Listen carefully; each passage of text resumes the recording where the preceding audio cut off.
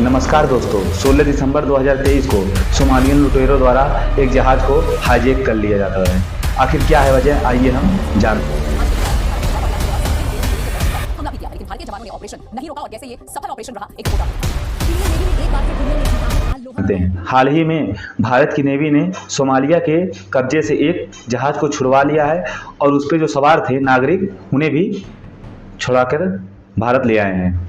यहाँ तक कि अमेरिका ने कह दिया है कि भारतीय नौसेना का जो अंदाज है, ब्रिटेन और अमेरिका की फोर्सेज जैसे भारत की नौसेना भी काम कर रही है। यानी कि यह बात भारत के लिए बहुत ज़्यादा मायने रखती है। भारत का जो सॉफ्ट पावर इंडियन ओशियन में बनने का है, वो अब दुनिया भी देख रही है। भारतीय नौसेना हाल ही में सुर्खियों में है, क्योंकि जब से इजराइल और हमास का युद्ध शुरू हुआ है, तब से दुनिया भर के ट्रेड जो हैं वो बहुत प्रभावित हुए हैं। समुद्री मार्ग के जो ट्रेड हैं वो बहुत प्रभावित हुए हैं। अगर आप इंडियन ओशियन को ध्यान से देखें तो रेड सी से होते हुए, अदन की खाड़ी से होते हुए ट्रेड रूट हुआ करता था। उसे यमन में बैठे हुए हुथियों के द्वारा जो है वो बाधित होता था, मतलब उनके द्वारा अटैक किया जाता है, जिससे भारत में आ रहे जहाज बहुत प्रभावित होते थे। इस रूट को बाधित करने में यमन की नीति जो है वो बहुत कारगर हुई। स्वेज कनाल से इंडिया आता हुआ जो जहाज था पर बाधित होता था, मतलब हमेशा उस पर अटैक होते थे। इसीलिए कोई अपना जहाज क्यों ऐसे भेजेगा, जिसकी वजह से व्यापार में बहुत ज़्यादा प्रभावित होते थे। जो पानी समुद्री मार्ग से जो व्यापार होते थे वो बहुत ज़्यादा प्रभावित होते थे। इसके चलते इंडिया ने अपनी तरफ से जो है वार सी, अरेबियन सी जो है वो भी डिक्लेयर किया था। अमेरिका और यूके दोनों मिलकर जो है वो यमन के ऊपर हमला भी किए थे, फिर भी जो है मार्ग जो है बाधित हुआ, जिसकी वजह से दुनिया भर के लोग भारत आने के लिए जो है आप मैप में देखेंगे तो साउथ अफ्रीका के नीचे से मतलब घूम के आना पड़ता था। पहले ऐसे यमन होते हुए बीच से आती थी, लेकिन प्रभावित होने की वजह से, यमन की वजह से और वहाँ पे जो सोमालिया के डाकू हैं उनकी वजह से भारत में जो ट्रेड आते थे वो दक्षिण अफ्रीका के नीचे से होते हुए आते थे, जो लंबा रूट पड़ता था, जिसकी वजह से पैसा ज़्यादा खर्च होता था। 50% ट्रेड स्वेज कनाल से बाधित होते थे। आप यह आंकड़े देख सकते हैं। अप्रॉक्स अप्रैल 2024 तक, मार्च तक इसमें दिया गया है, अप्रैल तो अभी आएगा, अभी आया नहीं है, तो मार्च तक आप इसमें देख सकते हैं आंकड़े, जो समुद्री जहाज किस रूट से ज़्यादा रहे हैं, किस रूट से कम आ रहे हैं। मार्च का देखें आप तो स्वेज कनाल का ग्राफ जो है वो नीचे आ गया है और केप ऑफ गुड होप का ऊपर चला गया है।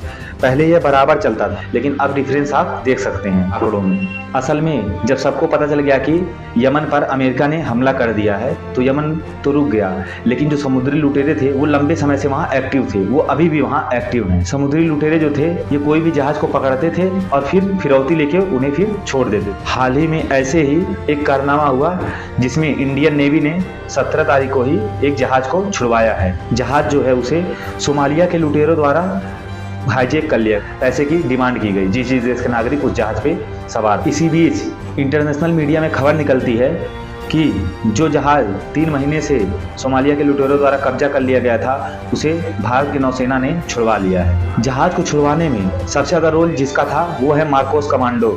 मार्कोस कमांडो एक खतरनाक कमांडो के रूप में जाना जाता है। कहा जाता है कि जब 100 सैनिक ट्रेनिंग के लिए जाते हैं तो उसमें से मात्र 10 कमांडो बनकर आते हैं मार्कोस, जो हमारे लिए एक प्राउड की बात है। मार्कोस कमांडो C-17 जहाज से पानी में उतरते हैं और अंदर ही अंदर जो जहाज सोमालियन डाकू द्वारा हाईजैक कर लिया गया था उसके पास पहुंच जाते हैं और उसका जो है स्टीयरिंग और नेविगेशन सिस्टम को ख़राब कर देते हैं। मतलब ना जहाज वहाँ से चल पाएगी, अब स्टीयरिंग भी ख़राब हो गई है, तो जहाज अब वहीं पे रहेगी, मतलब डाकू भाग नहीं पाएंगे।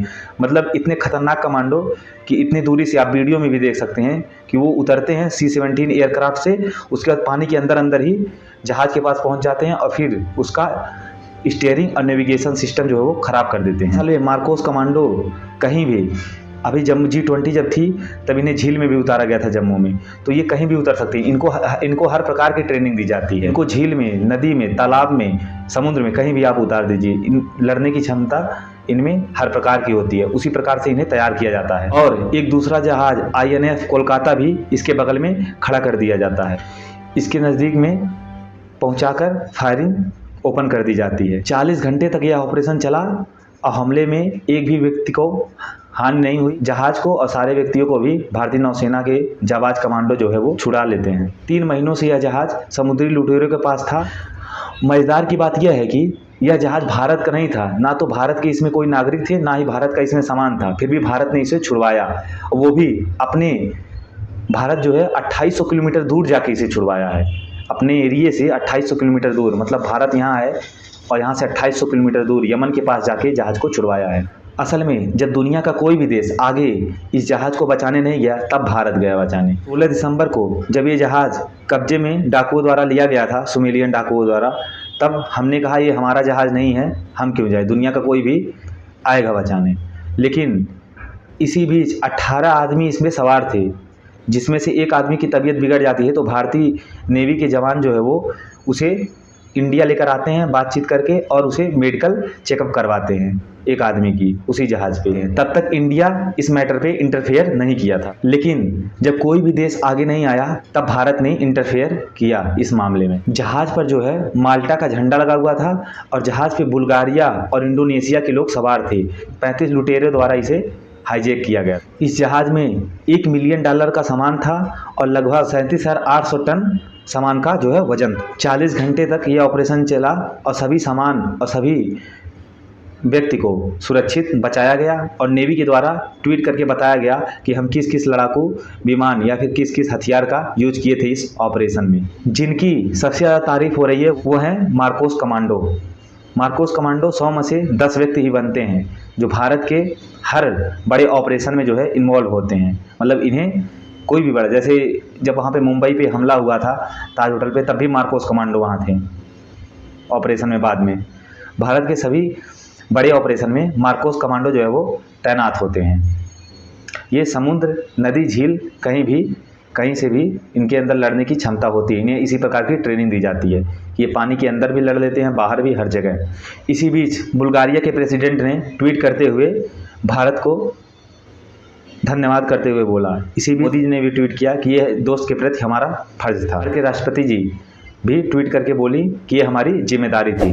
तो इसी प्रकार अगर वीडियो आपको अच्छी लगे तो लाइक करें और शेयर करें और सब्सक्राइब करें। नमस्कार दोस्तों।